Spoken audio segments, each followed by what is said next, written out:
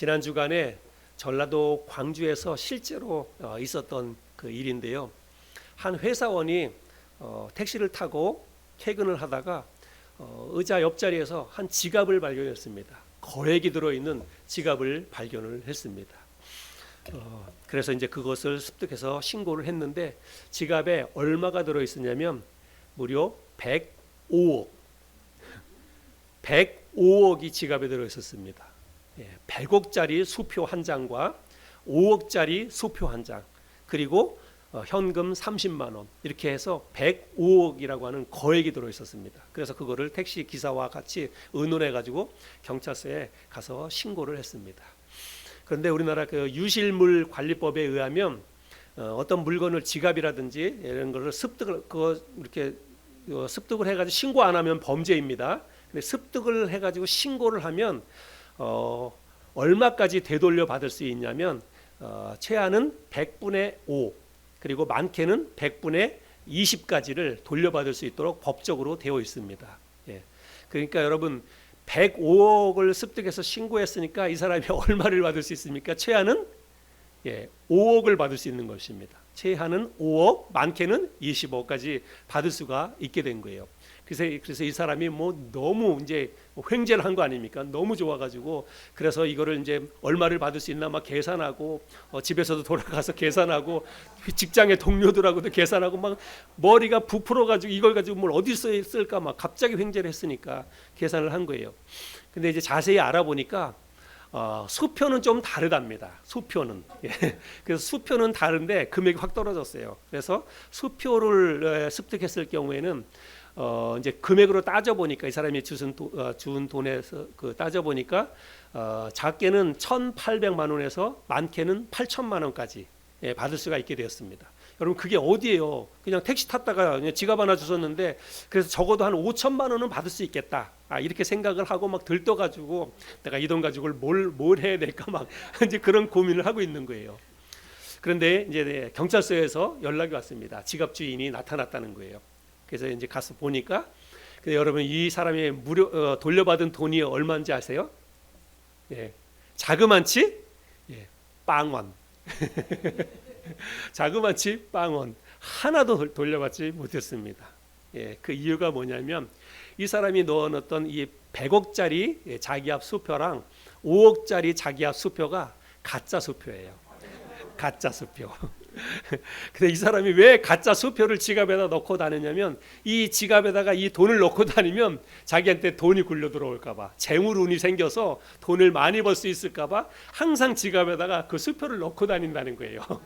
그래서 결국은 이 사람이 한 푼도 돌려받지 못했답니다. 실제로 있었던 일이에요. 그야말로 일장춘몽이지요. 뭐니 해도 머니가 돈이 문제라고. 돈이 우리 인생에 정말 많은 영향을 미치는 것 같습니다. 또 실제로 많은 문제거리도 만드는 것 같습니다. 요즘 젊은 사람들이 결혼을 안 하려고 그러잖아요. 진짜로 이게 참 심각한 문제입니다. 나라들마다, 우리나라도 마찬가지고 중국도 마찬가지고 젊은 사람들이 결혼을 안 하려고 합니다. 그리고 결혼해도 또 아이를 낳지 않으려고 그래요. 왜 그런가 하면 가장 큰 여러 가지 이유가 있겠지만 가장 큰 문제 가운데 하나는 경제적인 문제 때문에 그렇습니다. 우리나라에서 결혼해서 집 한 칸 마련하려면 이게 얼마나 힘들어요. 근데 이렇게 통계 자료를 이렇게 해보니까 아이 하나 낳아서 대학 졸업할 때까지, 그래도 대학 졸업할 때까지는 부모의 몫이잖아요. 뒷바라지 해야 되니까. 아이 하나 낳아서 대학 졸업할 때까지 들어가는 비용을 요즘 이렇게 들어가는 비용으로 계산했더니 한 4억에서 5억 정도가 들어간답니다. 그러니 여러분 젊은 사람들이 그거를 계산하면 이거 결혼하는 게 이게 만만치 않잖아요. 집도 마련해야지, 아이 키우려면 그렇게 그만한 돈이 들어가니까 그래서 결혼도 안 하고 또 결혼해도 아이도 잘 안 낳고 그런 현상들이 일어난다고 하는 것입니다. 여러분 우리가 돈 걱정 없이 사는 세상이 우리에게 올까요? 돈 걱정 없이 살아볼 날이 내 인생 가운데 있을까요? 오늘 말씀의 제목이 원래는 주보에는 돈 걱정 없이 사는 비결 이렇게 되어 있는데 제가 설교 제목을 마지막에 주보도 다 인쇄해놓고 그랬는데 마지막으로 설교를 한번 쭉 묵상하다가 제목을 마지막에 조금 바꿨는데요. 돈 걱정 없이 사는 축복 이렇게 말씀의 제목을 바꿨습니다. 뭐 제가 목사라고 해서 저는 뭐 돈 걱정 없이 살고 믿음으로 다 사니까 돈 걱정 없이 저는 살아요. 그래서 제가 오늘 이런 말씀을 드리는 것은 아닙니다. 목사이지만 여러분 저도 돈 걱정 많이 합니다. 돈 걱정 없는 사람이 없지요. 근데 저도 오늘 이 말씀을 돈 걱정 없이 사는 축복, 이것을 또 뭐 비결 이런 것들을 함께 나누면서 저도 좀 배우고 그리고 우리 모두가 잘 배워서 정말 돈 걱정 없이 한번 좀 살아봤으면 좋겠다 이런 생각으로 이런 말씀을 나누게 되었습니다. 아마도 요즘 우리가 일상의 기적을 경험하라 하는 시리즈 말씀을 나누고 있는데 돈 걱정 없이 사는 그런 삶을 산다면 그게 가장 우리가 누릴 수 있는 가장 큰 기적이 아닐까, 우리가 누릴 수 있는 일상의 가장 큰 기적이 아닐까 이런 생각을 해보게 됩니다. 오늘 우리가 함께 읽었던 이 말씀은 우리가 이미 잘 알고 있는 그런 말씀이지요. 그런데 우리가 좀 더 자세히 오늘 말씀을 살펴볼 필요가 있습니다. 오늘 우리가 22절부터 읽었는데 22절 말씀은 또 제자들에게 이르시되 이렇게 시작을 하지요. 이렇게 시작을 한다는 것은 또 이 말은 앞에 있었던 그 사건과 연결이 된다라고 하는 그런 의미입니다. 그래서 앞에 말씀 내용과 연결이 되는데 앞에 말씀은 13절부터 21절까지 있는 말씀입니다. 누가복음 12장 13절부터 21절까지 있는 말씀인데 이 말씀 속에는요 두 가지 사건이 등장을 합니다. 그래서 우리 이 두 가지 사건에 대해서 예수님께서 말씀을 하시는데 첫 번째 사건은 어떤 사건이냐면 어떤 한 사람이 예수님에게 와서 선생님 그 형이 아버지로부터 유산을 물려받았는데 형이 그 유산을 나에게 나눠주지 않습니다. 이 문제를 좀 어떻게 해결 좀 해주십시오. 예수님에게 와서 자신이 물려받은 유산 분배 문제를 도와달라고 이야기를 합니다. 13절 말씀을 한번 읽어볼까요? 13절 무리 중에 한 사람이 이르되 선생님 내 형을 명하여 유산을 나와 나누게 하소서 하니. 그래서 아버지로부터 유산을 물려받은 그 형이 아마 자신의 몫을 나눠주지 않았던 것 같아요. 그래서 그 문제를 가지고 좀 도와달라, 해결해달라 이렇게 요청을 하는 것입니다. 그런데 당시에 그 유산 분배 문제는 오늘날 우리나라도 유산 분배 문제가 법적으로 다 되어 있죠. 이 당시에도 이 유산 분배 문제가 율법에 명시가 되어 있었습니다. 그래서 유산 분배 문제에 대해서 어떤 문제가 생길 경우에는 당시에 이스라엘 백성들이 누구를 찾아가냐면 제사장을 찾아갑니다. 그 제사장에게 찾아가서 이러한 문제 때문에 불공평한 일이 있습니다. 좀 해결해 주십시오 하면 제사장이 그거를 가지고 율법에 근거해서 시시비비를 가려서 그 문제를 해결해 주는 것입니다.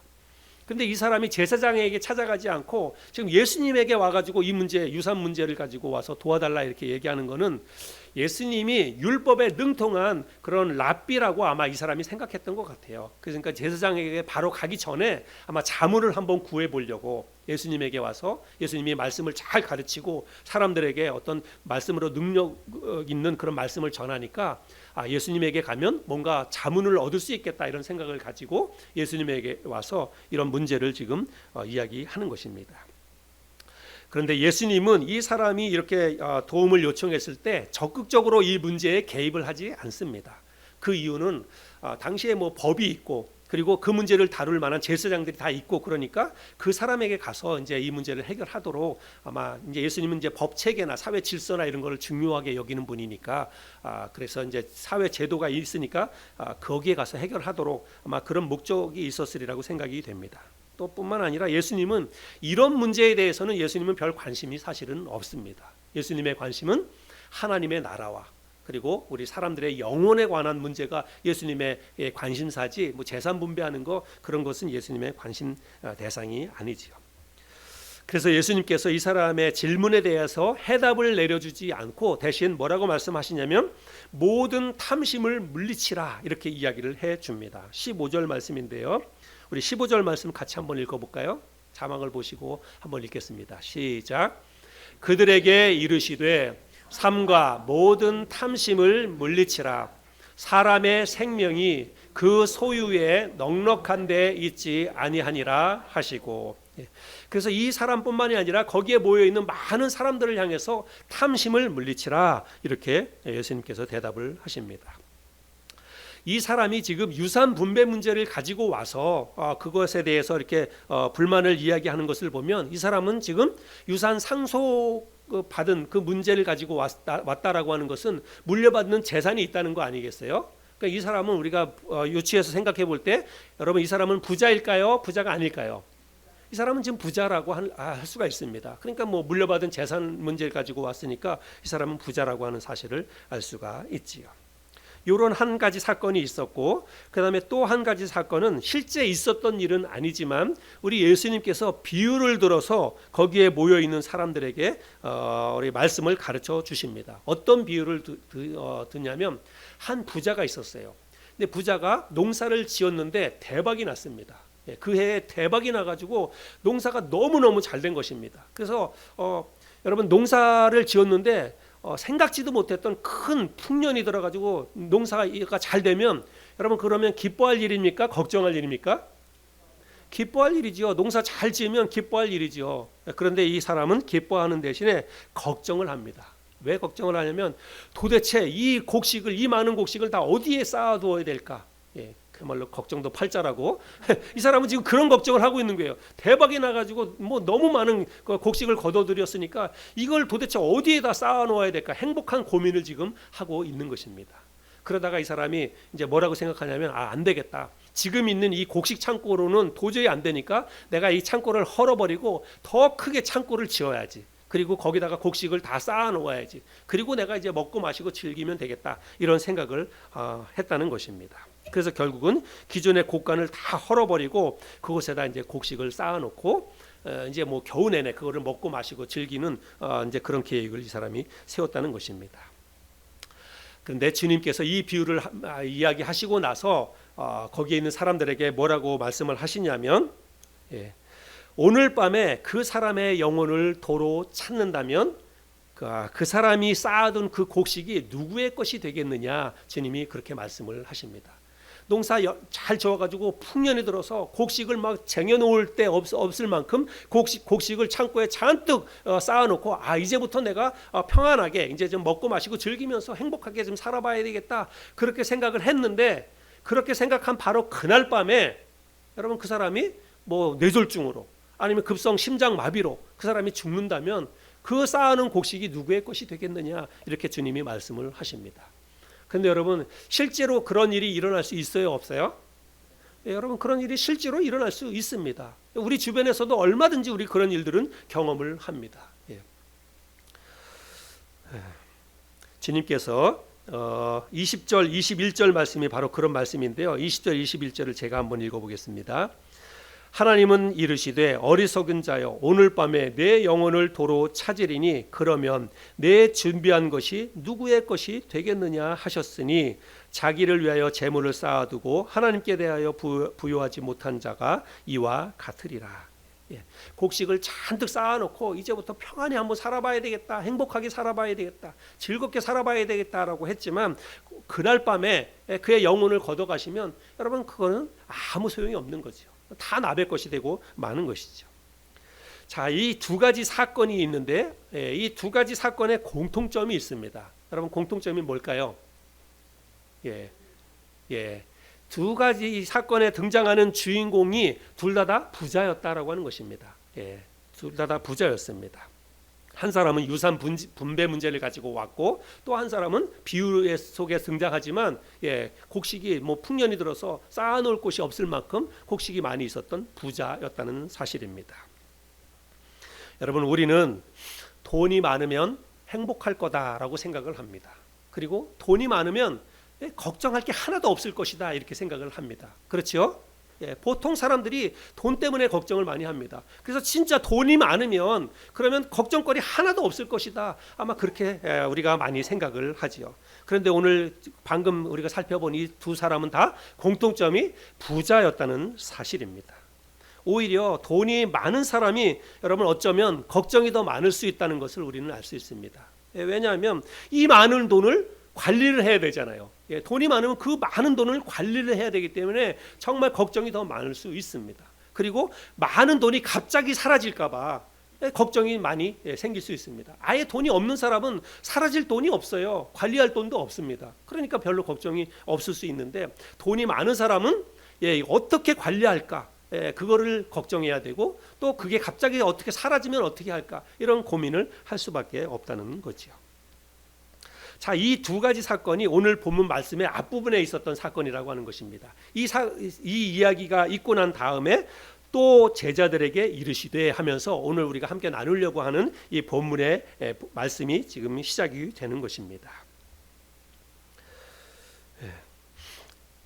그런데 우리 앞서서 살펴보았던 이 말씀은 예수님께서 당신을 따르고 있었던 많은 사람들, 무리에게 하셨던 말씀이고, 그리고 오늘 살펴보는 22절 말씀은 또 제자들에게 이르시되, 그래서 제자들에게 이제부터 하시는 그런 말씀입니다.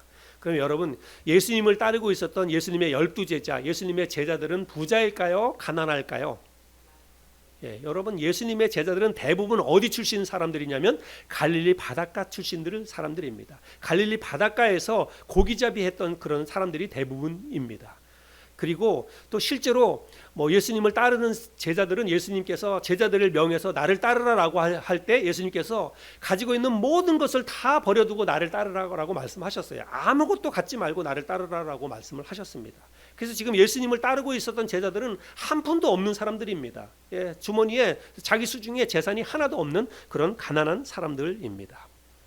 여러분, 실제로 가난한 사람들에 있어서의 걱정거리는 뭐예요? 가난한 사람들의 걱정거리는 지금 당장 먹을 거, 입을 거, 잠잘 거, 그게 실제적인 그런 걱정입니다. 그렇죠? 지금 당장 뭘 먹어야 될지, 또 뭘 입어야 될지, 어디서 잠을 자야 될지, 그게 실제적인 걱정거리가 가난한 사람들의 걱정거리입니다. 아마 예수님의 제자들도 다르지 않았을 거다라고 생각이 됩니다. 예수님의 제자들도 실제적인 걱정이 바로 그런 게 걱정거리였을 거라고 생각이 됩니다. 그래서 주님이 그것을 아시고 오늘 뭐라고 말씀하시냐면 22절에 또 제자들에게 이르시되 그러므로 내가 너희에게 이르노니 너희 목숨을 위하여 무엇을 먹을까, 몸을 위하여 무엇을 입을까 염려하지 마라. 뭘 먹을까, 뭘 입을까 염려하지 말라, 이렇게 말씀하고 계시고 29절에도 너희는 무엇을 먹을까 무엇을 마실까 하여 구하지 말며 근심하지도 말라. 그래서 먹을 것과 입을 것, 제자들은 당장 그것 걱정하는 사람들이에요. 그런데 예수님은 제자들을 향해서 그런 거 걱정하지 마라, 먹을 거 입을 거 걱정하지 마라, 이렇게 말씀을 하고 있습니다. 그러면서 먹을 것과 입을 것에 대해서 염려하지 말아야 할 이유를 우리 주님께서 두 가지로 설명을 해 주십니다. 첫 번째 이유는 왜 먹을 것과 입을 것에 대해서 염려하지 말라라고 말씀하시냐면 우선순위 문제가 있기 때문에 그렇습니다. 우선순위. 주님이 제자들에게 이제 질문을 하세요. 뭐라고 질문하냐면 얘들아, 사람에게 있어서 목숨이 중요하냐 아니면 음식이 중요하냐, 또 우리의 몸이 중요하냐 아니면 몸에 걸치는 옷이 더 중요하냐, 이렇게 말씀을 하십니다. 여러분, 한번 질문을 여러분에게 한다고 생각해보면 여러분, 우리 사람의 이 목숨이 더 중요합니까? 아니면 우리 입으로 들어가는 음식이 더 중요합니까? 목숨이 중요하죠. 우리 사람의 몸 자체가 더 중요합니까? 아니면 몸에 걸치는 옷이 더 중요합니까? 몸이 훨씬 더 중요합니다. 그런데 실제적으로 우리 사람들은 자기 목숨과 몸보다는 먹는 음식, 그리고 뭘 입을까, 옷, 이런 것을 더 걱정한다는 거예요. 실제적인 목숨과 몸에 대해서 걱정하기보다는 그냥 뭘 먹어야 될지, 뭘 입어야 될지, 이런 것을 더 걱정을 한다는 것입니다. 22절과 23절에서 그렇게 말씀을 하고 있는데 제가 다시 한번 읽어보겠습니다. 또 제자들에게 이르시되 그러므로 내가 너희에게 이르노니 너희 목숨을 위하여 무엇을 먹을까, 몸을 위하여 무엇을 입을까 염려하지 말라. 목숨이 음식보다 중하고 몸이 의복보다 중하니라. 목숨이 음식보다 중하고 몸이 의복보다 중한 것은 우리가 이거는 틀림없는 사실이지요. 다 알고 있죠. 그런데 다 알고 있지만 실제로는 우리는 거꾸로 생각을 한다는 것입니다. 목숨보다, 그리고 우리의 몸보다 그냥 지금 당장 눈앞에 펼쳐진 먹을 것과 입을 것과 이런 것만 걱정을 한다는 것입니다. 정작 중요한 내 목숨을 위해서, 내 생명과 그리고 내 몸을 위해서는 별로 걱정하지 않고 그런 것만, 오히려 외부적인 것을만 걱정을 한다는 것입니다. 주님이 먹을 것과 입을 것에 대해서 염려하지 말라고 그 말씀하시는 그런 이유는 그런 것이 먹을 것과 입을 것이 뭐 세속적이거나 혹은 뭐 그게 하찮은 것들이기 때문에 그런 걸 걱정하지 말아라. 주님이 그렇게 말씀하시는 것이 아니라는 거예요. 그것보다 더 중요하고 더 절대 가치가 있는 것이 분명히 있기 때문에 그렇다는 것입니다. 먹을 것과 입을 것보다 더 중요하고 더 가치 있는 것이 무엇이냐면 영원한 생명입니다. 그리고 우리의 영혼입니다. 주님이 그런 것이 더 중요한데 사람들은 그런 것을 별로 생각하지 않은 거예요. 우리의 영원한 생명과 우리의 영혼과 이런 것들은 생각하지 않고 그냥 눈앞에 당장 펼쳐진 먹을 것과 입을 것과 현실적인 이런 것에만 사람들이 관심을 갖고 또 그런 것 때문에 걱정을 하고 있다는 것입니다. 주님은 먹고 사는 문제는 하나님이 알아서 다 해결해 주실 것이다 이렇게 말씀을 하십니다. 이 말씀은 지금 누구에게 하는 말씀이에요? 제자들에게 하는 말씀입니다. 예수님을 믿고 따르는 제자들에게 하시는 말씀이에요. 그래서 먹고 사는 문제는 너희가 실제로 그런 것에 지금 당장 예수님을 따르는 제자들은 실제로 먹을 것과 그리고 잠잘 곳 이런 것을 걱정해야 하는 사람들이에요.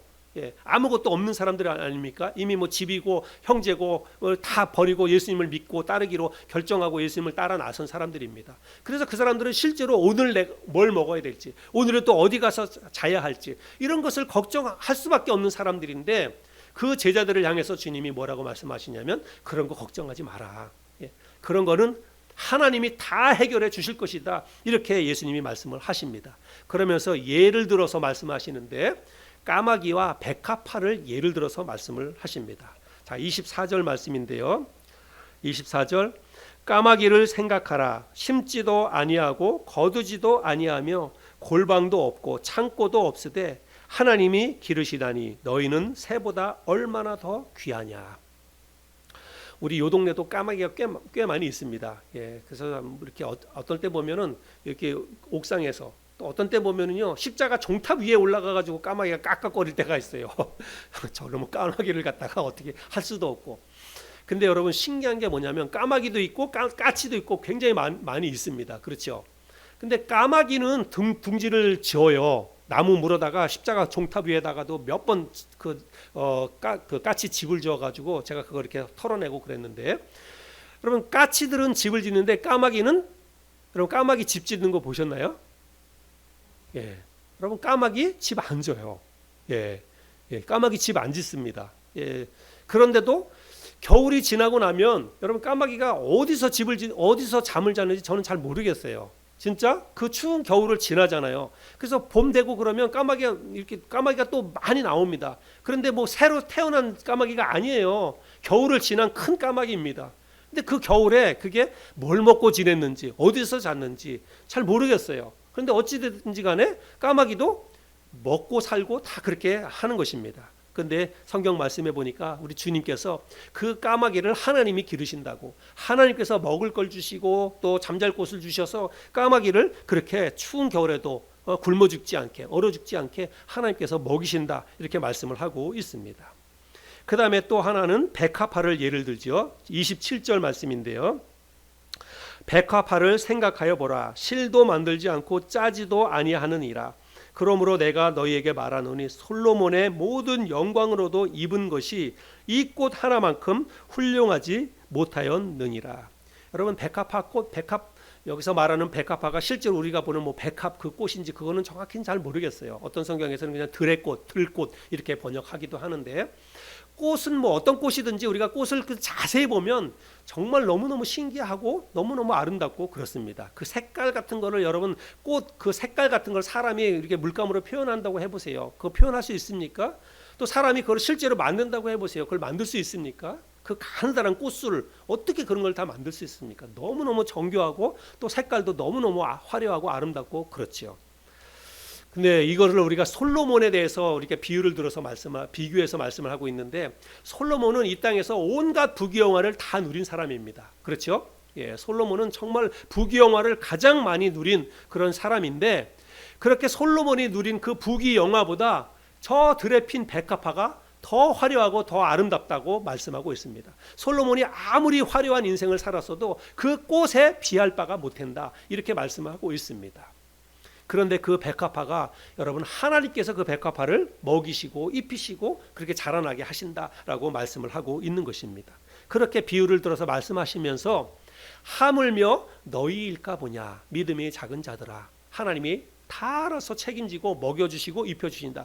저 미물인 까마귀도 하나님이 먹이시고 저 드레핀 백합화도 하나님께서 저렇게 아름답게 자라게 하시는데 하물며 너희이겠느냐. 예? 하물며 하나님의 자녀로 하나님께서 당신의 독생자인 예수 그리스도의 핏값을 주고 사신 그 하나님의 자녀인 너희들을 굶겨 죽이겠느냐, 너희들을 입혀주지 아니하겠느냐, 그렇게 말씀을 하고 계십니다.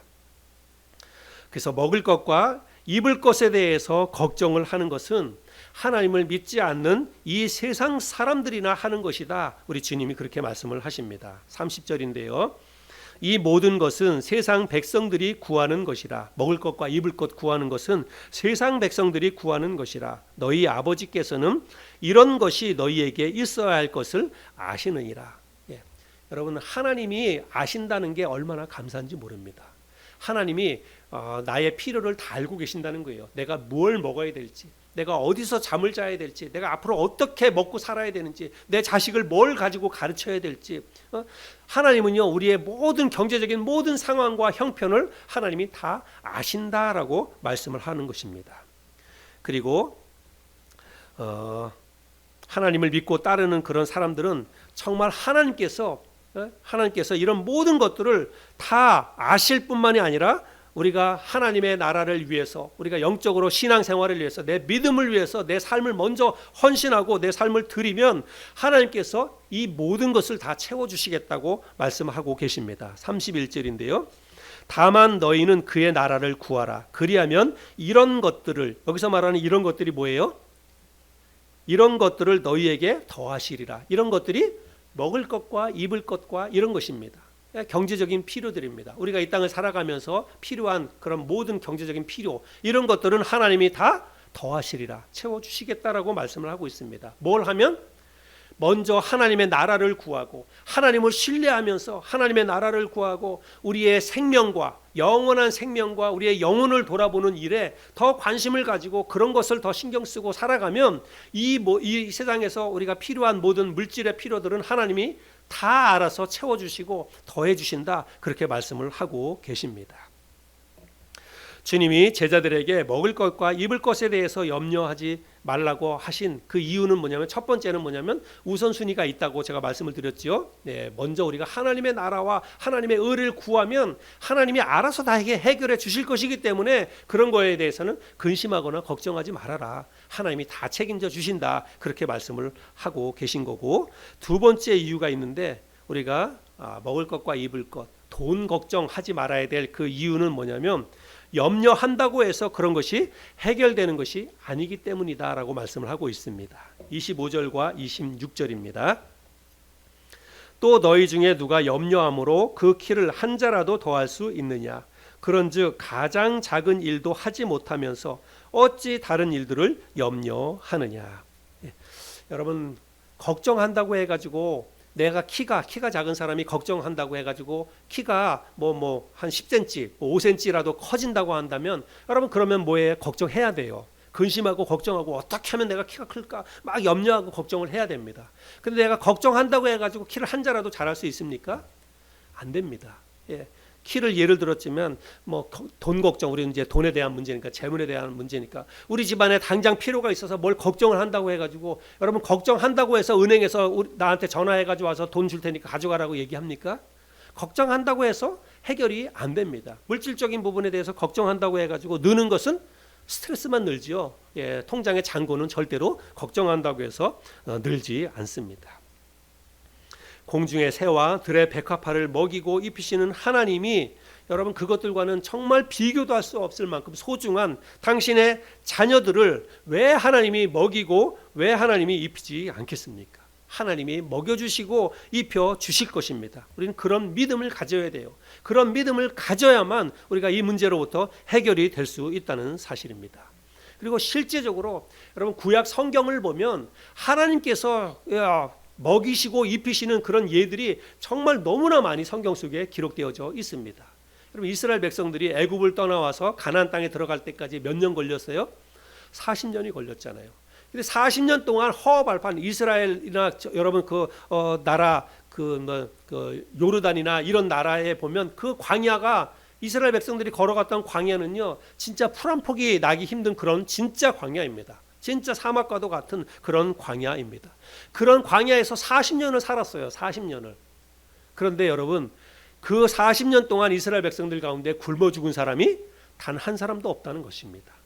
예, 굶어 죽은 사람이 없어요. 뭘 해서 먹고 살겠습니까? 광야에서 농사 지어서 먹고 살겠습니까? 여러분 농사 지을 수 없는 땅입니다. 그럼에도 불구하고 이스라엘 백성들이 여러분 굶어 죽지 않았어요. 하나님이 먹이시고 입혀주셨습니다. 사람의 생각으로는 해결이 안 돼요. 사람의 방식으로는 도저히 그걸 해결할 수 없는 문제입니다. 그런데 하나님께서 하늘에서 만나를 내려주시고 그리고 메추라기를 보내주셔서 그들이 정말로 입에 끼어가지고 질릴 정도로 여러분 고기도 먹고 그리고 맛있는 과자도 거먹고 그렇게 하면서 40년을 그들이 광야 생활을 했습니다. 40년 지나는 동안에 여러분 의복이나 신발이 헤어진 사람도 하나도 없다라고 말하고 있습니다. 여러분 정말 특이한 방법이에요. 특별한 방법으로 하나님께서 당신의 사랑하는 백성들을 먹이시고 입히시고 돌봐주신다는 것입니다. 그런데 여러분 그렇게 구약 우리가 성경 속에서 만나는 하나님이 그냥 이론적인 하나님이냐? 아니에요. 그때의 하나님과 지금 우리가 믿고 있는 하나님이 다른 하나님이냐? 아닙니다. 동일한 하나님이에요. 동일한 하나님이고 하나님의 역사는 동일하게 우리의 삶 가운데서도 일어날 수 있다는 사실입니다. 그것을 믿는 게 우리의 믿음이에요. 여러분 우리의 신앙생활이라고 하는 것은 우리가 그런 하나님을 믿고 가는 게 신앙생활입니다. 저와 여러분들이 정말 이 돈 걱정 없이 살 수 있는 그 비결은 뭐냐면 그런 하나님을 내가 실제로 믿어야 된다는 것입니다. 구약 성경 속에서 나타난 그 하나님이 나의 삶 가운데에서도 그렇게 역사하실 수 있다. 나의 삶을 그렇게 축복해 주고 계신다라고 믿으면 여러분 근심 걱정이 사라지게 된다는 사실입니다.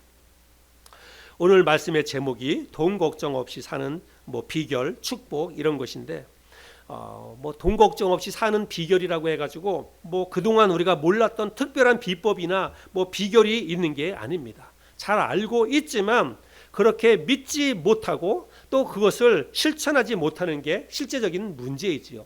우리가 몰라서 못하는 게 아닙니다. 이런 것은 잘 알아요. 제가 오늘 이렇게 여러분에게 말씀드리지만 여러분 하나님을 신뢰하는 거 여러분 그래야 돈 걱정 없이 살 수 있다. 잘 알지요. 알지만 실제로 우리가 그렇게 믿지 않는 게 문제라고 하는 것입니다. 제가 이제 우리 한 달에 한 번씩 목사님들 친교회가 있어서 같이 이제 다른 교회에 가서 같이 예배드리고 목사님들 사모님들 모여서 같이 예배드리고 또 기도하고 식사하고 그렇게 한 달에 한 번씩 모임을 갖습니다. 한 번씩 갈 때마다 이제 우리 교회에서도 했지만 다른 교회로 갈 때는 차편을 같이 이제 타고 갑니다. 그래서 어떤 때는 자기 차를 가지고 가지만 조금 거리가 멀면 어떤 때는 서산으로 가기도 하고 홍성도 가기도 하고 제천도 가기도 하고 멀리도 갑니다. 그래서 멀리 갈 때는 이제 스타렉스 같은 차 하나로 같이 타고 갑니다. 그래서 이제 몇 분 목사님들이 몇 가정이 같이 타고 가요. 근데 어떤 그 이제 스타렉스를 가지고 있는 이제 목사님이 계시는데 그 목사님이 운전하는 차를 타면 굉장히 불안해요. 마음이 굉장히 불안합니다.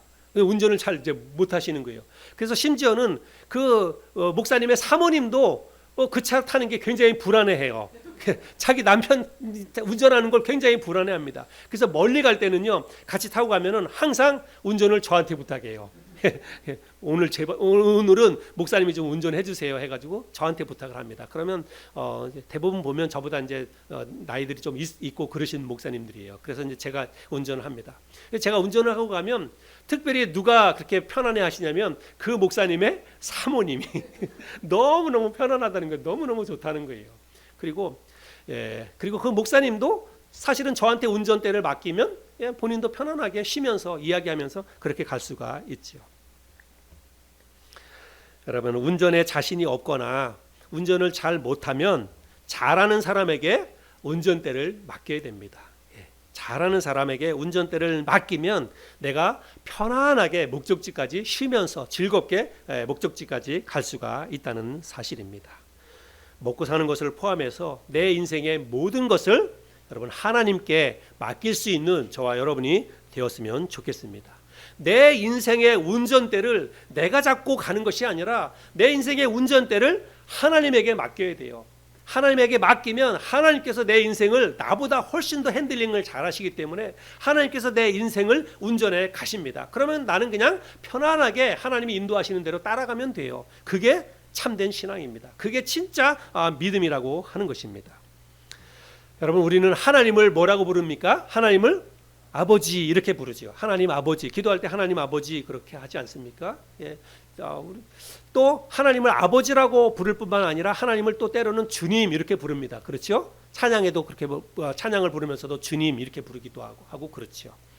하나님을 아버지라고 혹은 하나님을 주님이라고 우리가 찬양이나 기도할 때는 그렇게 부르지만 실제로 삶 속에서는 하나님을 아버지라고 인정하지 않고 하나님을 주님이라고 인정하지 않는 게 문제라고 하는 것입니다. 여러분 주님이라고 하는 이 말의 뜻은 주님 할 때 그 주는요 여러분 주인 주자예요. 주인 주.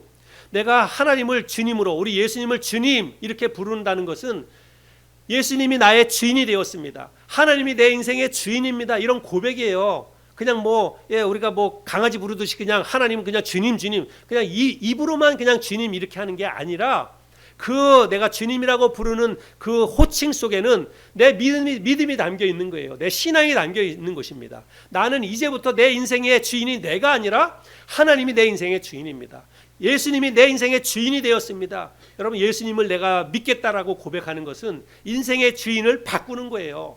지금까지는 내가 내 인생이 내 마음대로 내가 내 인생의 주인이지 내가 내 인생의 주인이지 그러니까 돈도 내 마음대로 쓰고 하고 싶은 것도 내 마음대로 하고 인생의 주인이 자기라고 생각했으니까.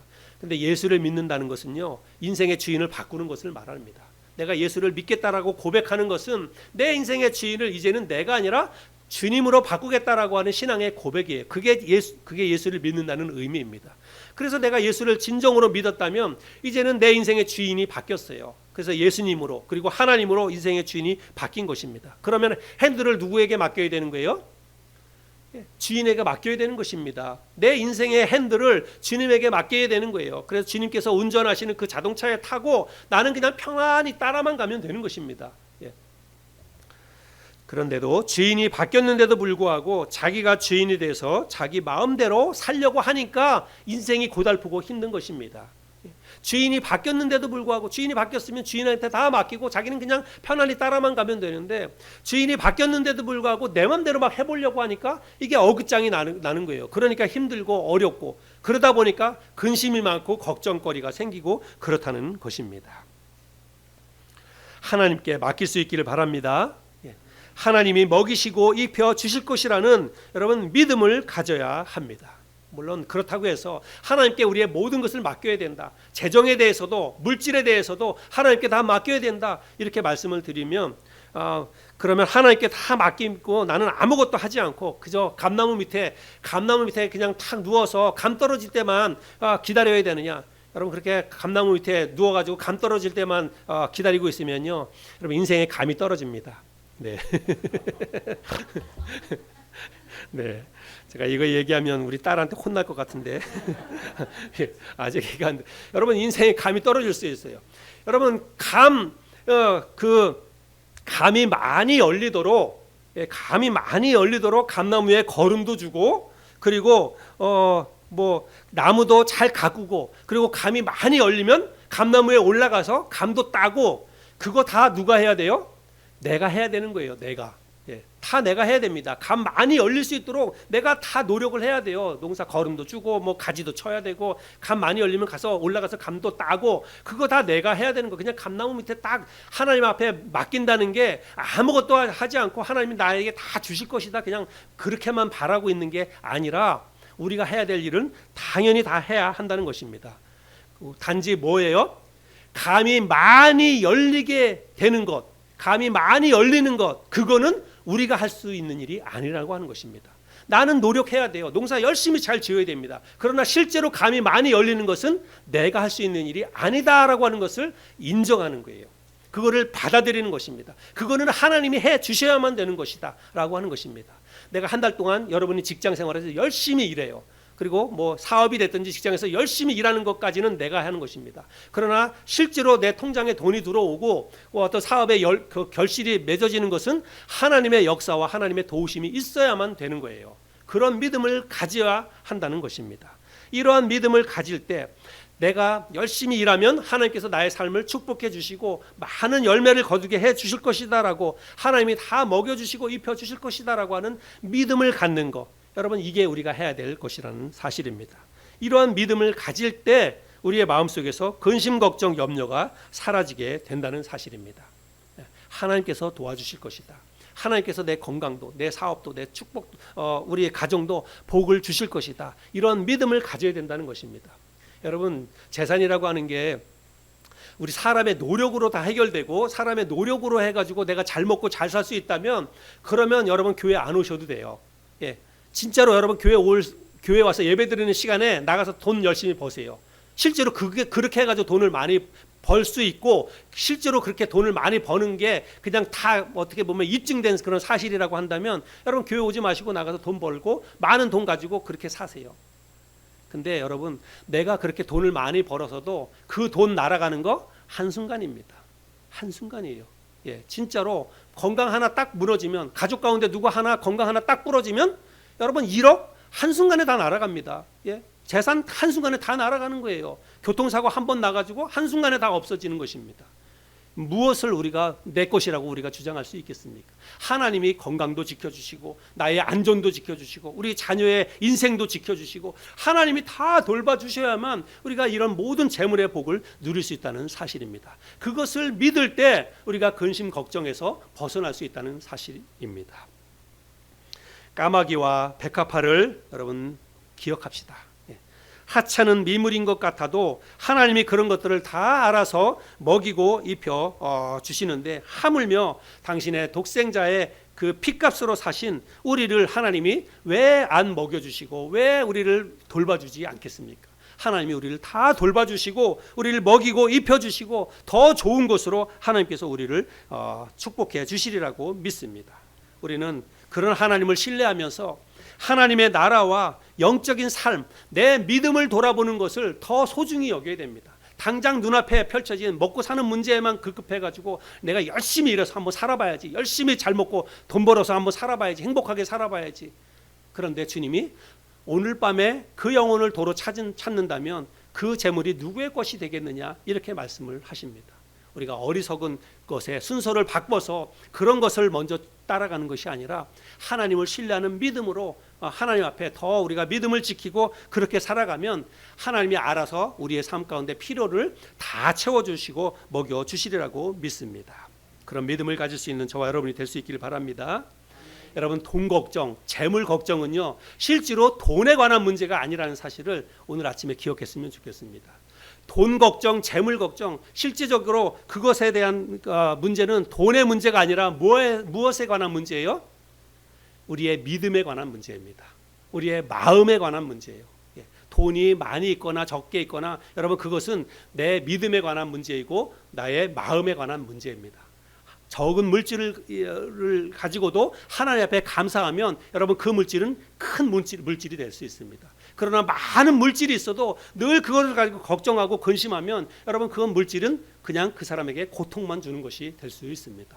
하나님을 신뢰하면서 하나님께서 나의 모든 필요를 다 아시고 다 알아서 채워 주실 것이라고 하는 믿음을 가질 때에 우리가 돈 걱정 없는 세상, 돈 걱정 없이 하루하루를 살아갈 수 있는 그런 은혜와 축복을 누리게 될 줄로 믿습니다. 저 여러분들이 그런 믿음을 가지고 돈 걱정 없이 마음의 평안을 누리면서 하나님이 채워줄 것을 믿고 감사하면서 하루하루를 믿음으로 기쁘게 살아갈 수 있는 저와 여러분 모두가 될 수 있기를 우리 주님의 이름으로 축복하며 기도합니다.